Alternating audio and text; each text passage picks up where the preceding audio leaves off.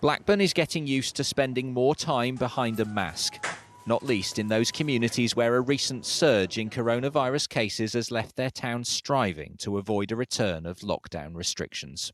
We literally just got used to taking them off, and now we're putting them back on again, which we are not happy about, but we've got to deal with it and live with it now. It's quite alarming and quite stressful at the moment, finding out that it's on the increase. We thought that the lockdown was easing and things were getting better. It means more testing is also being done after infections nearly doubled in a week. The results show that 85% are people of South Asian heritage. The council's described a rising tide of infections clustered in large families living in small terraced housing. One of the new measures is to limit how much households can mix.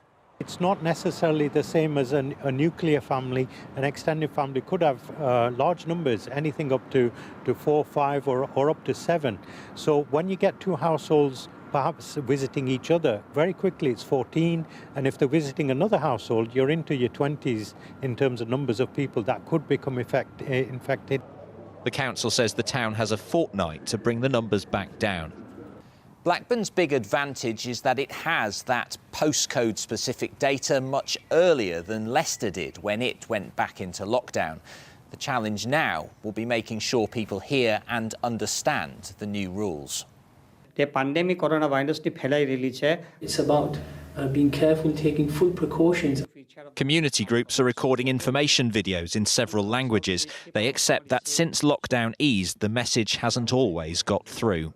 I don't think those messages were particularly strong enough.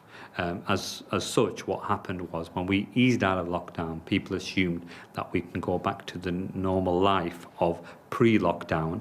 The choices people make now will influence what happens next. The council admits it has no powers to enforce its new measures, but this town has a chance Leicester never got to avoid more damaging restrictions. Ben Chapman, ITV News, Blackburn.